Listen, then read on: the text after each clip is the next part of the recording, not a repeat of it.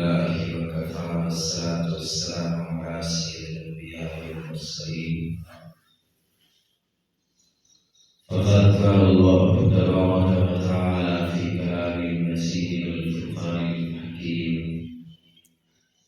أعوذ بالله من الشيطان الرجيم. بسم الله الرحمن الرحيم.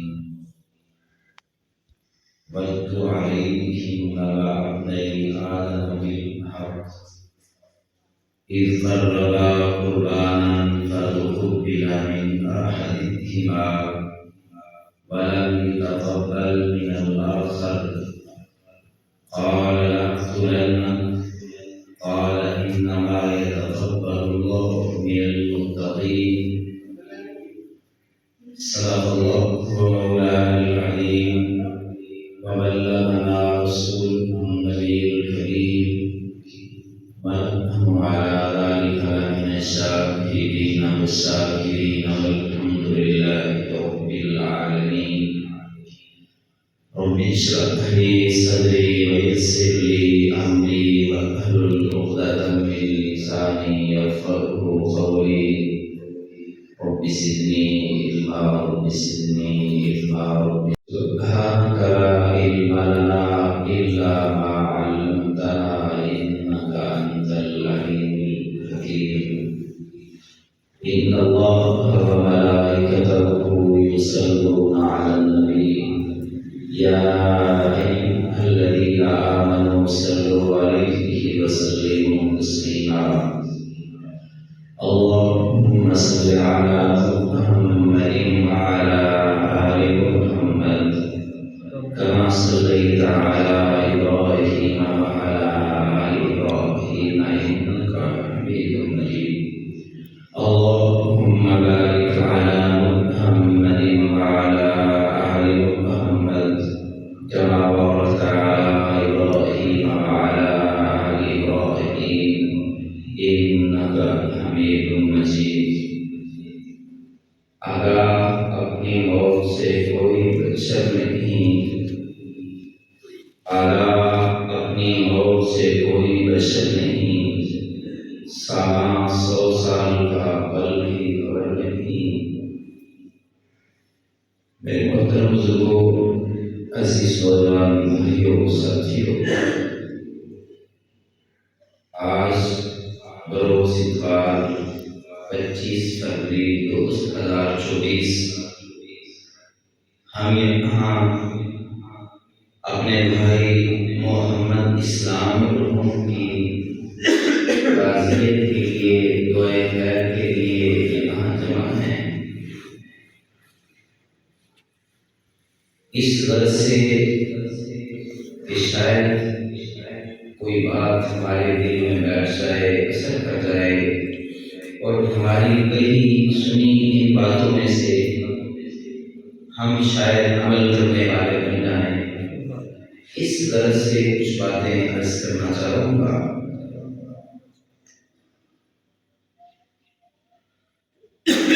کائنات کا ایک ہے،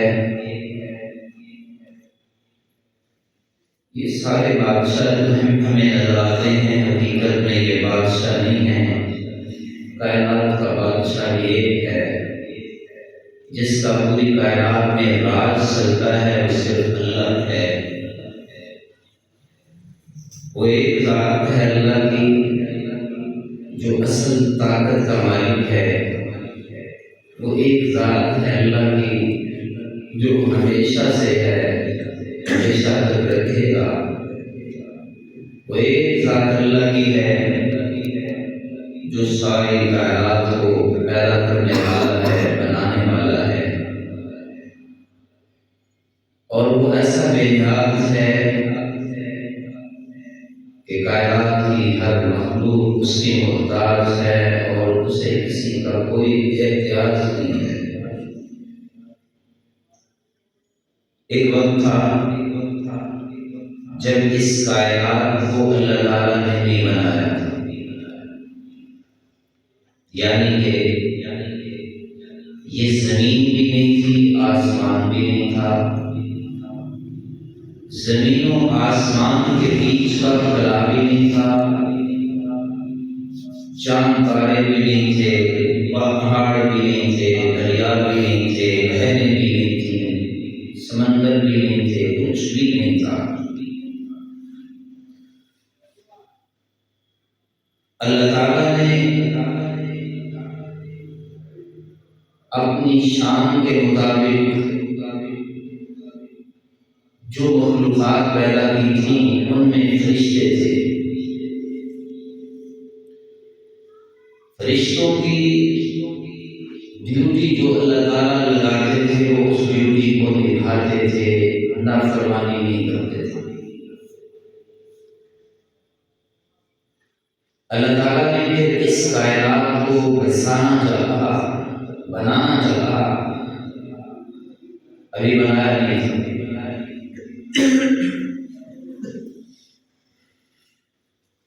تو اس سے پہلے اس انسان کو، جس انسان کو اس امتحان میں لانا تھا، اس کو تقدیم کیا، یعنی کہ حضرت آدم علیہ السلام۔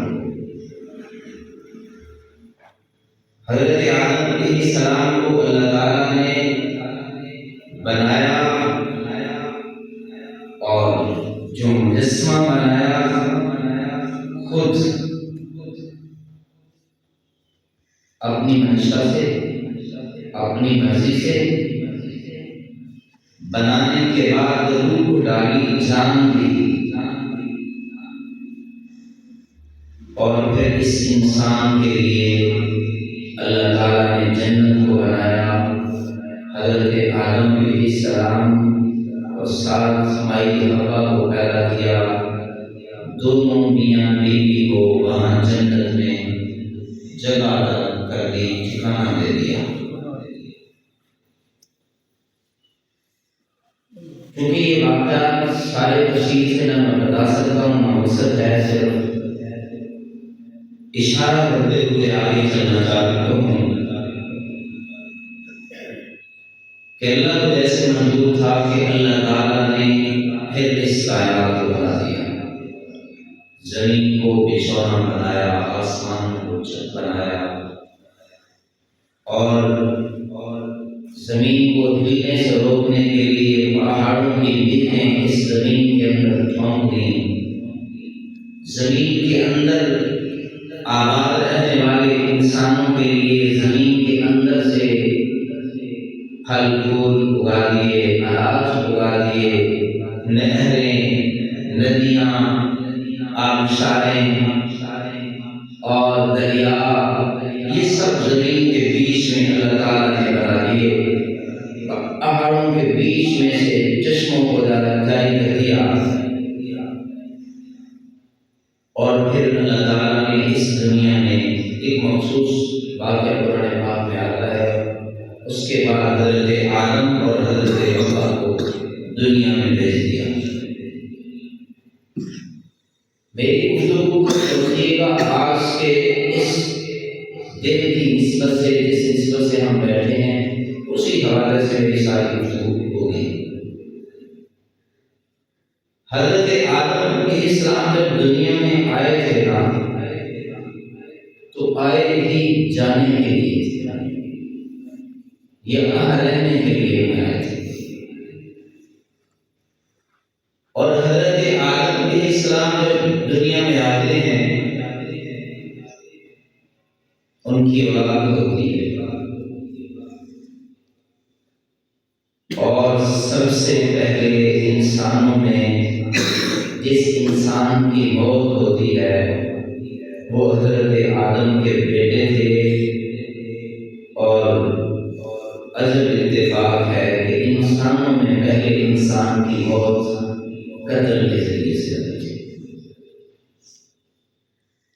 یعنی اس دنیا میں جو پہلا انسان دنیا سے گیا تھا وہ قتل ہو کے گیا تھا، اور قتل بھی اپنے سگے بھائی سے ہوا تھا۔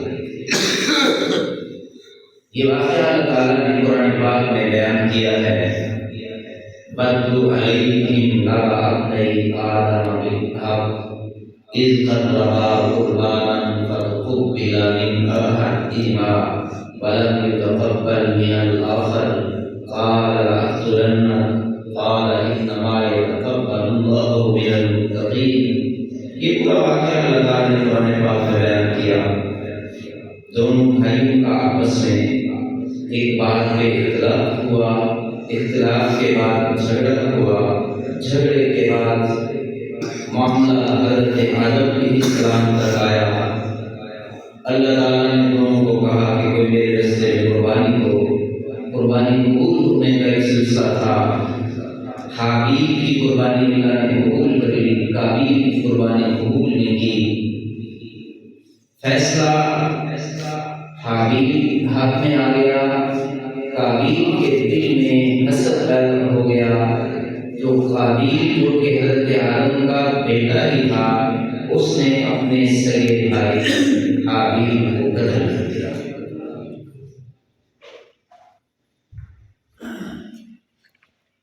بات کو یوں سمجھیے کہ حضرت آدم علیہ السلام کا جو پہلا بیٹا قتل ہوا تھا، دنیا سے گیا تھا، وہ بیٹا، اور اس کے بعد قیامت کا جو آخری فرد آئے گا دنیا میں، اس فرد تک یا حضرت آدم علیہ السلام سے لے کے اور قیامت کے آخری فرد تک دنیا کسی کا ٹھکانہ نہیں۔ دنیا میں جو بھی آتا ہے، آتا ہی جانے کے لیے۔ حضرت آدم علیہ السلام وہ بھی دنیا میں نہیں تھے، ایک سلسلہ شروع ہو گیا۔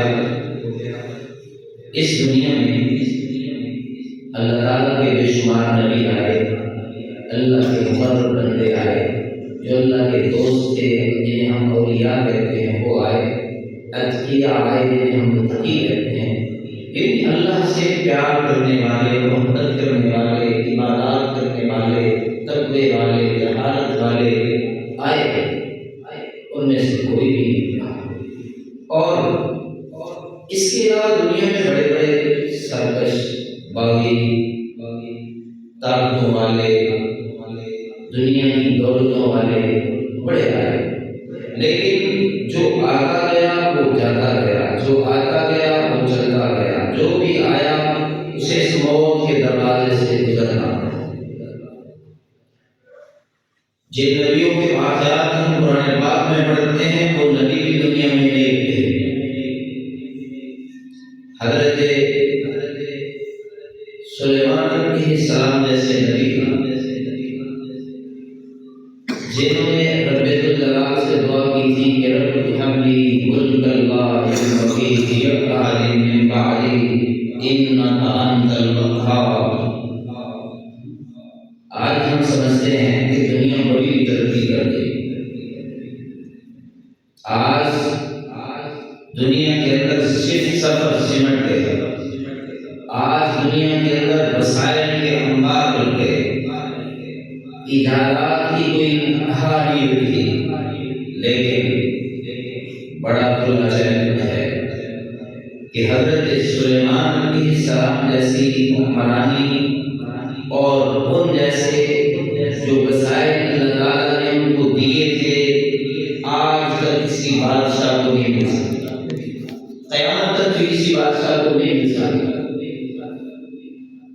کوئی ایسا حکمران نہ آیا ہے نہ آئے گا کہ جس حکمران کی بادشاہی جنات پر بھی ہو۔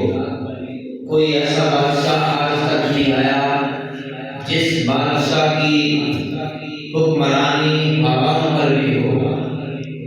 کوئی ایسا بادشاہ آج تک دنیا میں نہیں آیا کہ جس کی بادشاہی جانوروں تک ہو، درندوں، پرندوں، چرندوں تک ہو۔ نبی حضرت سلیمان علیہ السلام تھے کہ جن کا تخت جس تخت پر کرسیاں سجی ہوتی تھیں، صوفے لگے ہوتے تھے، اس تخت پر آدمی بیٹھے ہوتے تھے۔ حضرت سلیمان علیہ السلام کے گارڈ سمیت حواری موجود ہوتے تھے، اور وہ تخت ہواؤں کی دوش پر اڑ رہا ہوتا تھا۔ قیامت آ جائے گی، لاکھ قسم کے ہواؤں فضاؤں میں اڑنے والے لوگ طیارے پیدا کر لیں گے، بنا لیں گے، اڑا لیں گے، لیکن حضرت سلیمان علیہ السلام جیسا تخت، جس طرح کا تخت وہ تھا اس طرح کا تخت کوئی نہ بنا سکے گا، نہ فضاؤں ہواؤں میں اڑا سکے گا۔ کوئی مسئلہ نہیں اس کو، کوئی مسئلہ نہیں وہاں پر۔ اس تخت کے لیے نہ آکسیجن کا کوئی مسئلہ ہے، اس تخت کے لیے نہ کسی حادثے کا خطرہ ہے، اس تخت کے لیے نہ کوئی یہ خطرہ ہے کہ اسے کوئی تباہ کر دے گا یا تباہ ہو جائے گا، یا اس کی مشینری میں کوئی خرابی پیدا ہو جائے گی، کوئی انجن فیل ہو جائے گا، یا اڑان بھرتے ہوئے کوئی مسئلہ بنے گا، یا لینڈنگ کرتے ہوئے کوئی مسئلہ بنے گا۔ اس طرح کا کوئی جہاز اس کے مقابلے میں مثال بھی نہیں دی جا سکتی، مثال بھی نہیں دی جا سکتی کہ اس تخت سے کسی جہاز کو کمپیئر کیا جائے، موازنہ کیا جائے۔ آج بڑی جدید ٹیکنالوجی نے ترقی کی، ہمارے پاس موبائل فون آ گئے، لیکن حضرت سلیمان علیہ السلام تو کسی موبائل کے آلے کے بھی محتاج نہیں ہیں۔ وہ تو ہواؤں کے ذریعے سے پل بھر میں دنیا کے ایک کونے سے دوسرے کونے تک خبر پہنچا دیتے ہیں۔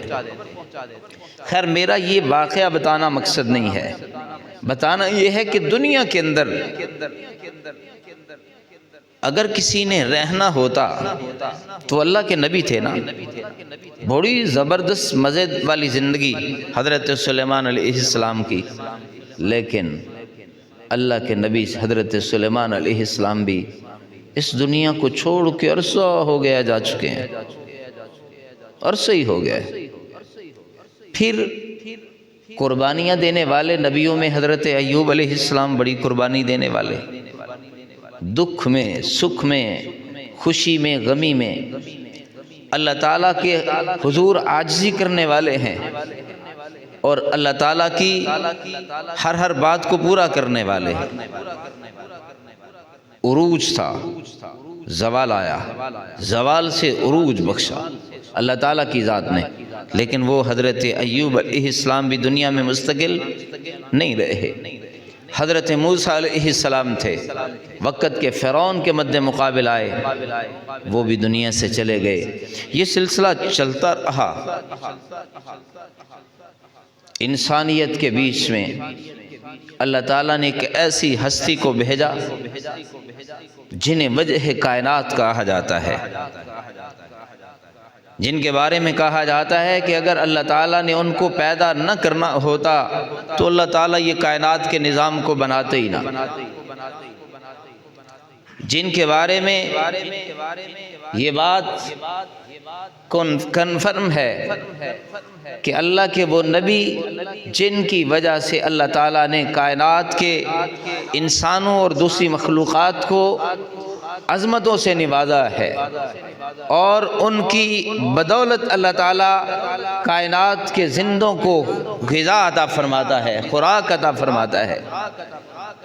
وہ امام الانبیاء سرور کونین حضرت محمد صلی اللہ علیہ وسلم بھی دنیا میں تشریف لائے۔ توجہ کیجئے گا، بات کو میں آگے لے کے آنا چاہتا ہوں۔ وہ اللہ کے نبی جب دنیا میں آتے ہیں تو دنیا میں آنے سے قبل ہی اس اللہ کے لاڈلے نبی، پیارے نبی، پیارے دوست، اپنے محبوب نبی کے اللہ تعالیٰ والد گرامی کو دنیا سے لے جاتے ہیں۔ یعنی حضور کے والد دنیا میں آئے تو آپ کے آنے سے پہلے آپ کے والد دنیا سے جا چکے تھے، اور آپ صلی اللہ علیہ وسلم کی ابھی عمر 6 7 8 سال کیا عمر ہوتی ہے، بچپنا ہے، اور 6 سال کی عمر میں اپنی والدہ کے ساتھ اپنے نانحال نانکے گئے ہوئے ہیں، اور والدہ اپنے اس پیارے بچے کو ایک باندی لونڈی کے ساتھ واپس لے کے آ رہے ہیں، اور راستے میں والدہ کی طبیعت خراب ہوتی ہے، اور حضور نبی کریم صلی اللہ علیہ وسلم نبوت ملنے کے بعد بھی جب کبھی امی کی یاد آتی تھی نا، تڑپ جاتے تھے، بے قرار ہو جاتے تھے، اور واقعہ یاد آ جاتا تھا کہ جب اللہ کے نبی فرماتے ہیں میری والدہ کی طبیعت خراب ہوئی، میں بچہ تھا اور میری والدہ زندگی اور موت کی کشمکش سے گزر رہی تھیں، تو میری والدہ مجھے ساتھ لگاتی تھیں، میری طرف دیکھتیں، آسمانوں کی طرف دیکھتیں۔ جب پتہ چل گیا نا حضور کی مانگ کو کہ میں نے نہیں بچنا، تو بار بار حضور کی پیشانی کو بوسے دیے، سینے سے لگایا اور حضور سے پیار کیا۔ اور میرا دل کہتا ہے شاید یہ کتابوں میں جملے نہیں ملتے کہ سیدہ آمنہ اللہ سے کہتی ہوں گی اللہ تیری مرضی ہے، تیری بے نیازی ہے، تجھے کون پوچھ سکتا ہے، تیرے سے کون سوال کر سکتا ہے، ورنہ میرے داتا، میرے رب، میرے خالق کیا چاند سے پیارا بیٹا دیا ہے، کیا شانوں والا وہ بیٹا دیا ہے، یہ جدھر جاتا ہے خوشبوئیں پھیل جاتی ہیں۔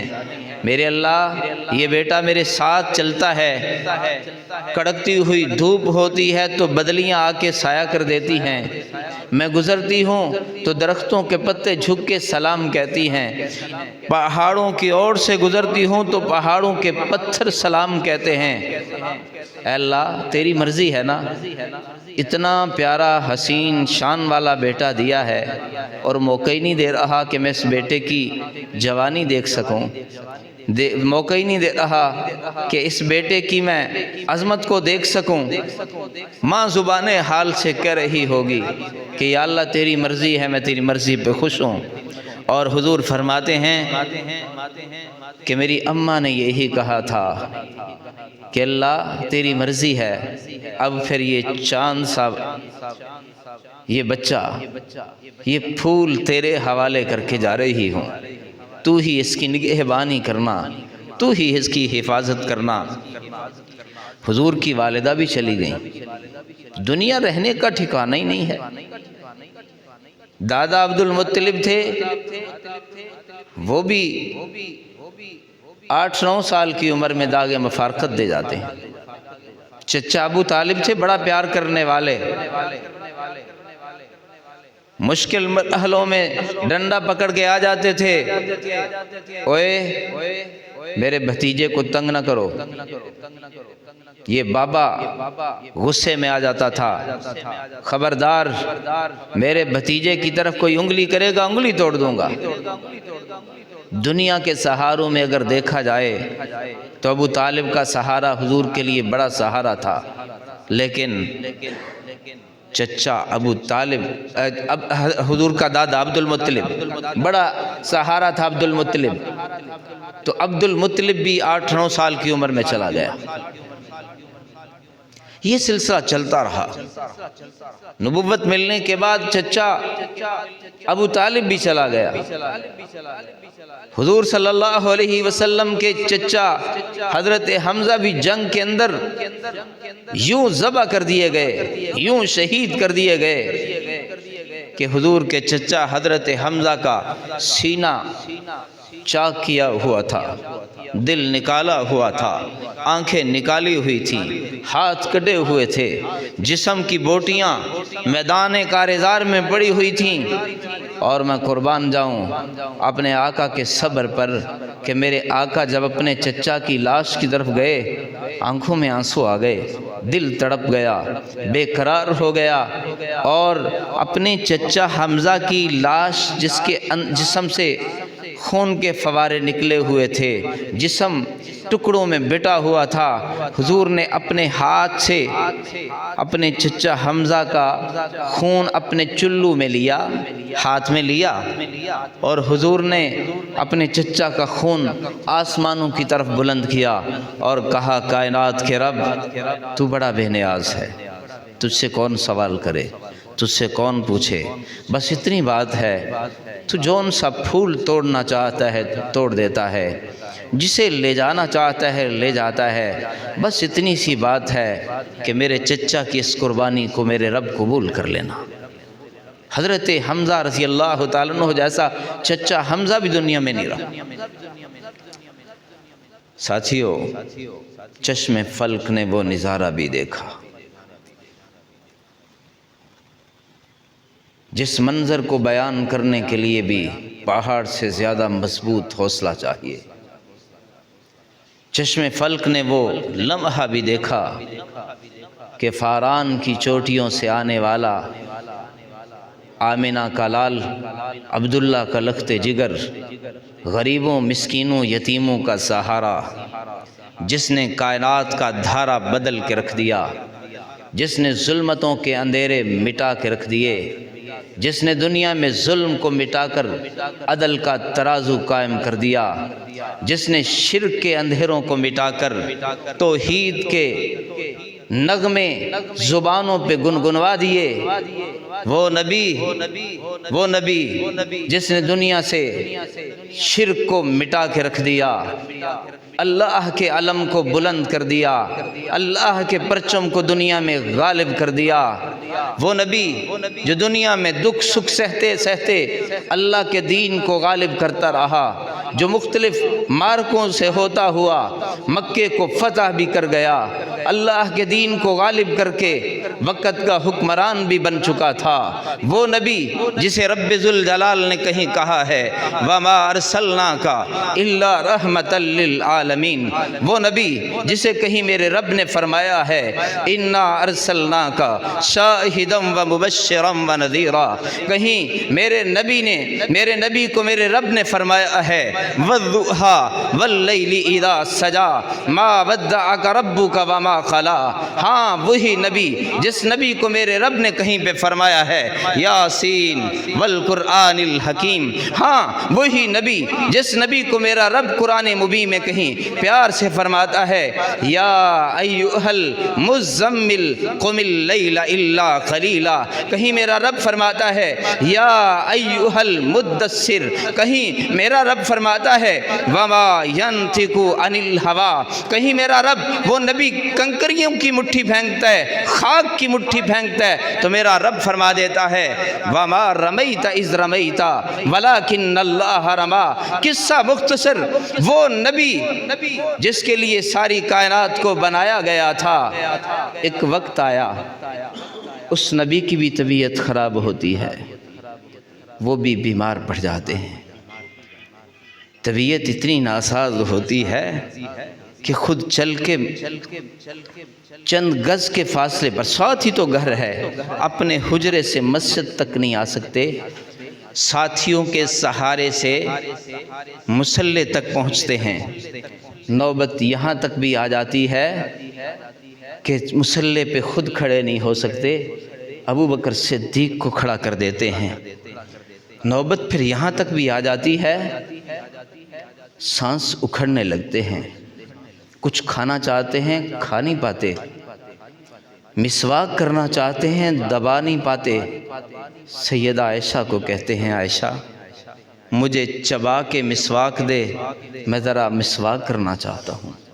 نوبت یہاں تک بھی آ جاتی ہے کہ کہا جاتا ہے کہ میرے بعد خیال رکھنا، عورتوں کے ساتھ ظلم نہ کرنا، میرے بعد غلاموں کے ساتھ ظلم نہ کرنا۔ نوبت یہاں تک آ چکی ہے کہ حضور فرماتے ہیں میرے بعد نمازوں کا دھیان رکھنا۔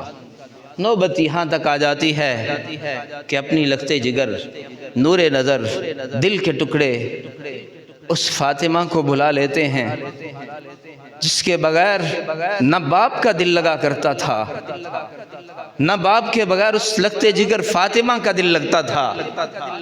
میری طرف ذرا توجہ کیجئے، وہ فاطمہ کہ جب حضور گھر سے سفر کے لیے نکلتے تو آخر میں فاطمہ کو سینے سے لگا کے نکلتے، پیشانی کو چوم کے نکلتے، سفر سے واپس آتے تھے تو سیدہ فاطمہ کو سب سے پہلے ملتے، پیشانی کو چومتے۔ آج وہ وقت آ گیا، فاطمہ کو بلا لیا، کہا فاطمہ میرے قریب آ جا۔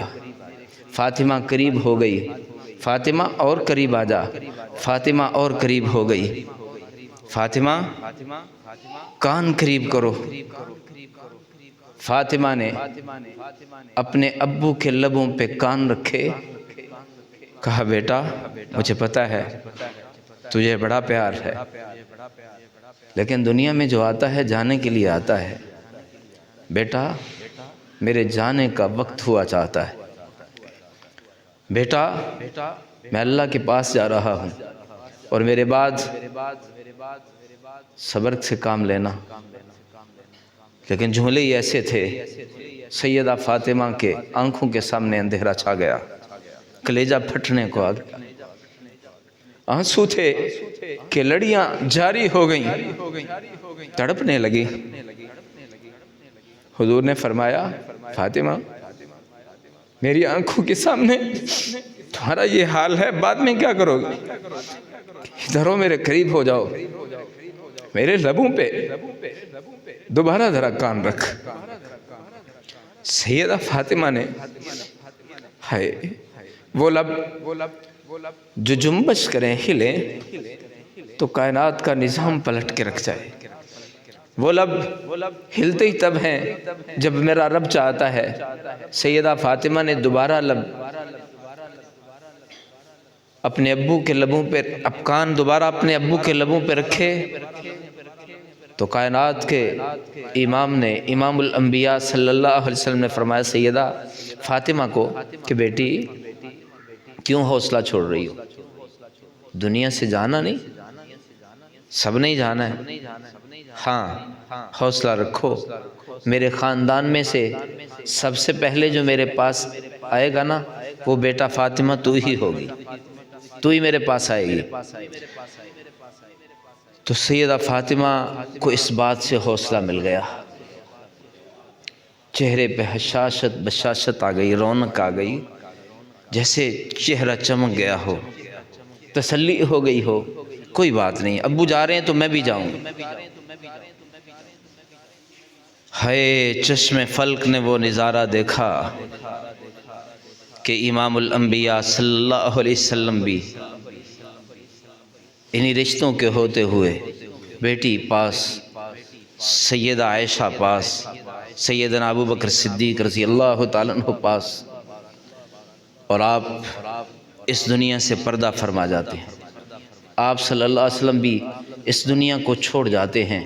کیا عالم ہوگا جب حضور کے دنیا سے جانے کی خبر باہر پھیلتی ہے نا، کئی صحابہ کو پتہ چلتا ہے تو کئی صحابہ اپنی آنکھوں کو نوچ دیتے ہیں کہ ربا اگر ہمارا محبوب پیغمبر نہیں ہے تو ہمیں ان آنکھوں کی ضرورت ہی کیا ہے؟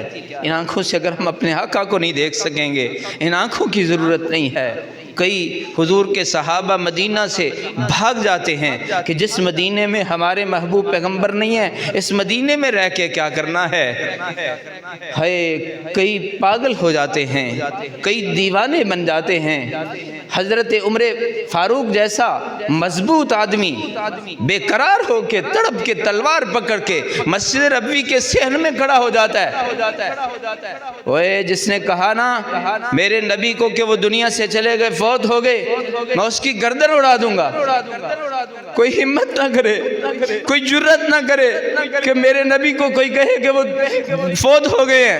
میرے نبی بس تھوڑی دیر کے لیے سوئے ہیں، اٹھ جائیں گے۔ ہوش کھو بیٹھے، حواس کھو بیٹھے حضرت عمر جیسے انسان، خبردار کسی کو یہ بات نہیں کہنے دوں گا، برداشت ہی نہیں کر سکتا میں۔ ہائے وہ تو حوصلوں کا پہاڑ،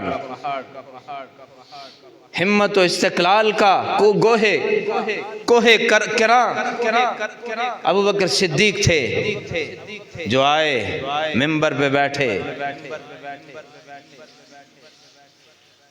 جنہوں نے رب ذوالجلال کے قرآن کی آیتیں پڑھیں اور عمر کو کہا عمر خبردار، اس طرح کی بات کہی ہے دوبارہ نہیں کہنا۔ وَمَا مُحَمَّدٌ إِلَّا رَسُولٌ قَدْ خَلَتْ مِن قَبْلِهِ الرُّسُلُ أَفَإِن مَّاتَ أَوْ قُتِلَ انقَلَبْتُمْ عَلَىٰ أَعْقَابِكُمْ۔ عمر تمہیں پتہ نہیں ہے؟ اللہ نے قرآن مبین میں بتا دیا ہوا ہے، اپنے نبی کو مخاطب کر کے فرمایا تھا وَمَا مُحَمَّدٌ إِلَّا رَسُولٌ قَدْ خَلَتْ مِن قَبْلِهِ الرُّسُلُ أَفَإِن مَّاتَ أَوْ قُتِلَ انقلبتم۔ اللہ کے جتنے نبی آئے ہیں کوئی فوت ہوا ہے، کوئی شہید ہوا ہے، لیکن دنیا میں رہا کوئی نہیں، جانا سب نے ہے۔ حضرت عیسیٰ علیہ السلام اگر آسمانوں پہ اٹھائے گئے ہیں، وہ بھی دنیا میں آئیں گے اور دنیا سے جائیں گے۔ اللہ اکبر۔ دنیا میں رہنا کسی نے نہیں ہے۔ اگر دنیا میں سرور کونین صلی اللہ علیہ وسلم نہیں رہے، حضور کے اہل بیت خاص گھرانے کے لوگ سیدہ فاطمہ، حسن و حسین، اگر وہ دنیا میں نہیں رہے، حضور کے خصوصی یار اصحاب سیدنا ابو بکر صدیق رضی اللہ تعالیٰ عنہ، حضرت عمر فاروق، حضرت عثمان، حضرت علی رضی اللہ تعالیٰ عنہم اجمعین، اگر یہ لوگ دنیا میں نہیں رہے، میں رہ سکتا ہوں؟ آپ رہ سکتے ہیں؟ یہ والے ہمارے دور کے ڈاکٹر بچ سکتے ہیں؟ انجینئر بچ سکیں گے؟ یہ جدید دور کے لوگ یہ دنیا میں زندہ رہ سکیں گے؟ نہیں رہ سکتے۔ کوئی رہا ہے؟ کوئی بچا ہے؟ ہائے، بڑے بڑے غرور والوں کا غرور ٹوٹ گیا، بڑے بڑے دولت مند دولتیں چھوڑ کے چلے گئے، بڑے بڑے طاقتوں والے، ہمتوں والے اپنی طاقتیں اور ہمتیں چھوڑ کے چلے گئے۔ اور میں آپ کو بتاؤں، دنیا رہنے کی مستقل جگہ ہی نہیں ہے۔ اگر توجہ کرو گے تو یہ بات، شاید یہ جملہ میرے دل میں تو بڑا اثر کرتا ہے۔ میں جب بھی سوچتا ہوں میرے دل کی دنیا کو بدلا کے رکھ دیتا ہے۔ یہ کیسی دنیا ہے؟ کیسے مستقل ٹھکانہ ہو سکتا ہے؟ کیسے مستقل کوئی یہاں پہ رہ سکتا ہے؟ یہاں کی کوئی چیز مستقل ہے ہی نہیں۔ یہاں بچپنا، توجہ، یہاں بچپنا مستقل ہے؟ کیوں جی؟ بچپن مستقل ہے، جوانی مستقل ہے، بڑھاپا مستقل ہے، حسن خوبصورت ہوتا ہے بندہ مستقل ہے، دولت مستقل ہے، زندگی مستقل ہو سکتی نہیں ہو سکتی۔ زندگی آخرت کی ہے۔ جوانی ہے تو بڑھاپا نہیں ہے، حسن ہے تو حسن کو زوالی نہیں ہے، ہائے ہائے، صحت ہے تو بیماری نہیں ہے، خوشی ہے تو غم ہی نہیں ہے، جوانی ہے تو بڑھاپا نہیں ہے، عیش و عشرت ہے تو چھن جانے کا خوف نہیں ہے، بادشاہی ہے تو زوال نہیں ہے۔ دنیا میں تو دانت مستقل نہیں رہتے، آنکھوں کی بینائی بالآخر جواب دے دیتی ہے۔ کسی کی 70 سال کی عمر میں، کسی کی 80 سال کی، 90، 100، 70-80 سال میں بڑی جن کی باقی بھی رہتی ہے، وہ 15-18 سال 20 سال والی نہیں رہتی۔ جسم کے اعضاء جواب دے دیتے ہیں۔ کالے بال سفید ہو جاتے ہیں، اکڑی ہوئی گردنیں جھک جاتی ہیں، سیدھی کمر ٹیڑھی ہو جاتی ہے، ٹانگوں میں لڑکھڑاہٹ آ جاتی ہے۔ اس لیے یہ دنیا ٹھکانہ ہی نہیں ہے۔ اب پھر میری بات کو ذرا سمجھیے۔ جس اللہ نے حضرت آدم علیہ السلام کو پیدا کیا تھا، ساتھ ہی جنت کو بنایا تھا، اور سب جو آتے گئے پھر جاتے گئے، ہم سارے جتنے انسان دنیا میں سفر کر رہے ہیں نا، سوری، یہاں پر کوئی فرق نہیں ہے، دو ٹھکانوں میں سے ایک کی طرف جا رہے ہیں۔ اگر تیسرا ہے بھی تو وہ برائے نام اعراف ہے، ورنہ دو ٹھکانے جنت یا جہنم، کامیابی اور ناکامی کا سفر ہے۔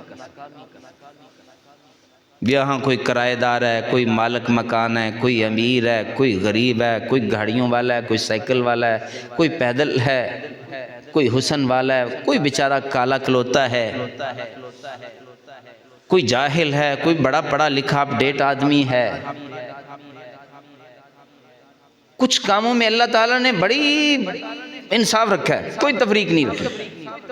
سانس لینے میں کوئی تفریق نہیں، دھوپ کا فائدہ اٹھانے میں کوئی تفریق نہیں، دن اور رات سے فائدہ اٹھانے میں کوئی تفریق نہیں۔ اللہ کی عمومی نعمتوں میں کوئی تفریق اللہ نے نہیں رکھی۔ اسی طرح اس سفر میں بھی کوئی تفریق نہیں ہے۔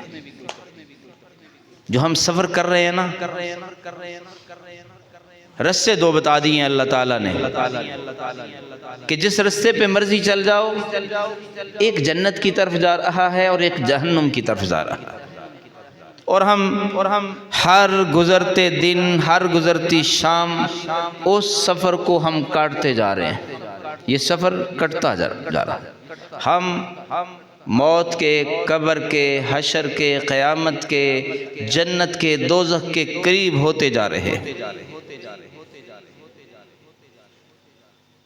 چلتے جا رہے ہیں، قریب ہوتے جا رہے ہیں۔ اور بات کو سمجھیے، ہم نہ سمجھیں تو نہ سمجھیں، سمجھنے والوں کے لیے تو اللہ تعالیٰ نے کوئی کسر نہیں چھوڑی، عقل مندوں کے لیے تو اللہ تعالیٰ نے کوئی نشانیاں کم نہیں رکھی ہیں۔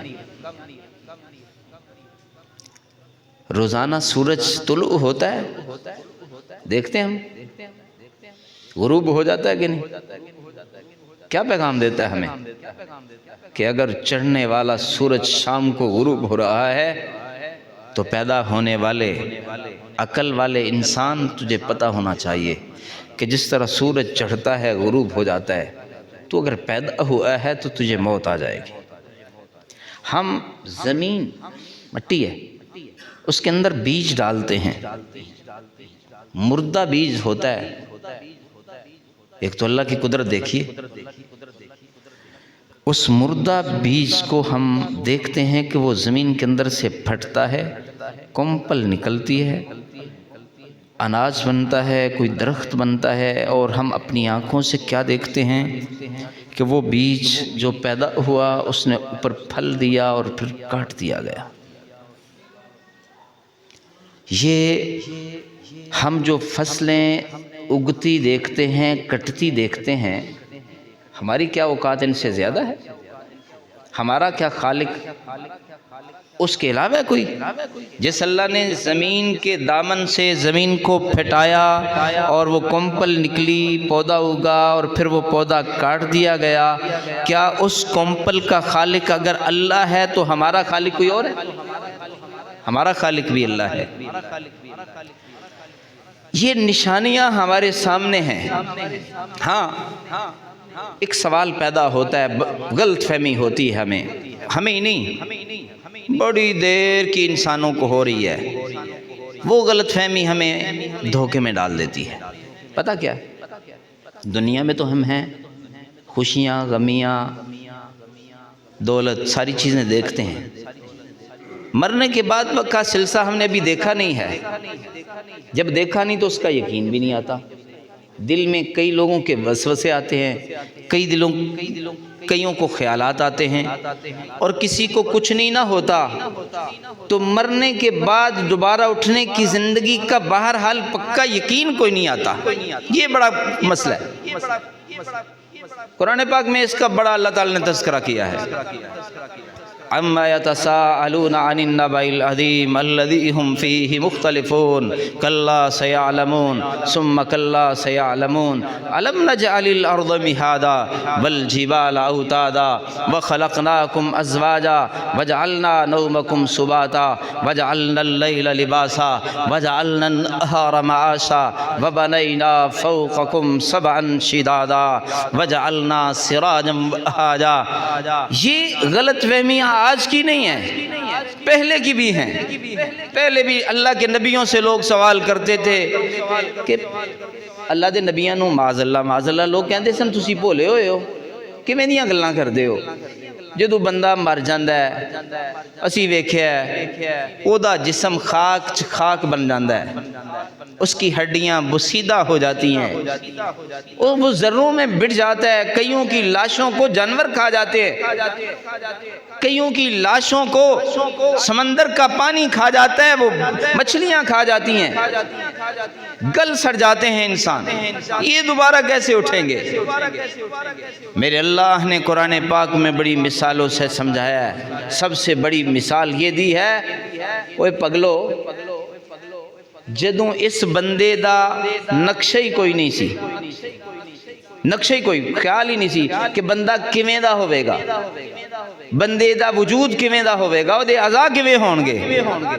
جس اللہ نے عدم سے, جب تھا ہی کچھ نہیں, نقشہ ہی نہیں تھا, تصویر ہی نہیں تھی, وجود ہی نہیں تھا, وہ جس اللہ نے عدم سے ایک مخصوص نقشے سے انسان کو پیدا کر دیا, اب اس انسان کو موت دے کے, ذروں میں بکھیر کے, ٹکڑوں میں بکھیر کے, موت دے کے, وہ اللہ ان ذروں کو اکٹھا نہیں کر سکتا. وہ ذرے ہواؤں میں بکھر گئے ہوں, وہ ذرے پہاڑوں کے اندر بکھرے پڑے ہوں, وہ انسان کے ذرے سمندر کے پانی کے بیچ میں ہوں, وہ مچھلیوں کے پیٹ میں ہوں, وہ جانور کھا گئے ہوں. میرا رب یہ آنکھ کے ذروں کو جہاں مرضی چلے جائیں, ہاتھ کے ذروں کو جہاں مرضی چلے جائیں, یہ بال اڑ کے جہاں مرضی چلے جائیں, سب کو دوبارہ اکٹھا کر سکتا ہے کہ نہیں؟ میرا اللہ سوال کرتا ہے کہ پہلی بار تمہیں پیدا کرنا مشکل تھا یا اب دوبارہ اکٹھا کرنا مشکل ہے؟ ہائے ہائے ہائے, دسو ایک بندے نے پہلی باری چیز بنائی وہ مشکل, یا ایک باری بنا کے انہوں توڑ کے کھول کے پھر دوبارہ جوڑنا مشکل ہے؟ پہلا مشکل ہے, دوبارہ جوڑنا مشکل نہیں ہے. ہائے ہائے, ہمیں یقین نہیں آتا لیکن یقین کرنا ہوگا. میرے اللہ نے اس کی مثالیں دی ہیں کہ موت دینا بھی تمہیں میرے لیے کوئی مسئلہ نہیں, اور موت کے بعد دوبارہ زندہ کرنا بھی کوئی مسئلہ نہیں. بھائی اسلام فوت ہو گیا نا, ہم روزانہ اس کی قبر پہ جائیں, آواز دیں, اٹھائیں, بلائیں, اٹھا سکتے ہیں؟ وہ ہمارے کہنے سے اٹھ سکتے ہیں؟ اللہ کی قسم, میرا رب ایک پل میں چاہے تو آج کے دن سے لے کے آدم علیہ السلام تک جتنے بھی انسان ہیں, ایک پل لگے سارے ہی زندہ ہو جائے. میرا اللہ کر سکتا ہے, کوئی اس میں شک ہی نہیں ہے. قرآن پاک میں, میرا چونکہ وقت ہو گیا ہے, نہیں تو قرآن پاک میں واقعات ہیں.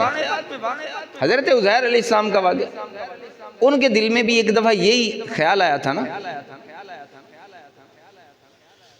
گزر رہے ہیں اپنے گدے کی سواری پہ, پانی ہے, کھانا ہے, تو خیال پتہ کیا آیا, یا اللہ تو جیڑیاں گلاں سانوں دسنا ہے, ساڈا یقین ایسے ہی ہونا ہے. یہ بستی جو تباہ ہو گئی ہے, تباہ ہوئے بھی پتہ نہیں کتنا عرصہ گزر گیا ہے, کھنڈرات دیکھے. جی پنجابی چ گل سمجھ آئے تو میں پنجابی چ دس دینا. یا اللہ اے ٹٹھے مکان, پتہ نہیں کنی دیر ہو گئی, لوگ مر گئے, لاشاں دا بھی کوئی پتہ نہیں. اے اللہ مینوں پتہ ہے, اللہ دے نبی عزیر کی کہہ رہے ہیں, یا اللہ سانوں پتہ ہے, یقین ہے کہ تسی مردیاں نو زندہ کر سکتے ہو, قیامت والے دن کر دو گے, لیکن کیویں ہوئے گا, کیویں ہوئے گا, کیویں کر سکتے ہو؟ یعنی اللہ دے نبی نے یقین ہے انہوں نے, لیکن ایویں دل چ جویں خیال آ جاندا ہے, ہوئے گا کیویں؟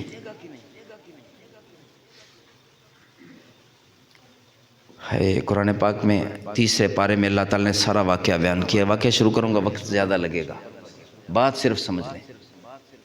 پتہ کیا ہوا؟ درخت کے نیچے اسی بستی کے اندر بیٹھے ہیں, میری طرف دھیان,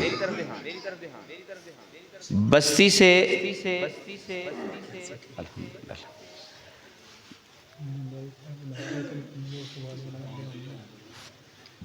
ایک منٹ, توجہ کیجیے. آخری بات کر کے بات ختم کرتا ہوں. اللہ کے نبی درخت کے نیچے بیٹھ گئے ہیں ساہ لین واسطے, رکن واسطے, سستان واسطے. تھک جاندہ ہے نا بندہ سفر کردیاں بستی ویکھی دل چ خیال آئے تھی نال تھک گئے, بیٹھے درخت دے نیچے. گدا سواری تھی اس کو بھی بٹھا لیا, کھانا تھا اپنے پاس. سفر پہ جب لوگ جاتے تھے کھانا اپنے پاس رکھ لیتے تھے, کھانا تھا, پانی تھا. اور بیٹھے بیٹھے تھکے بندے نو نیند جلدی آ جاندی, نیند آ گئی. ہائے ہائے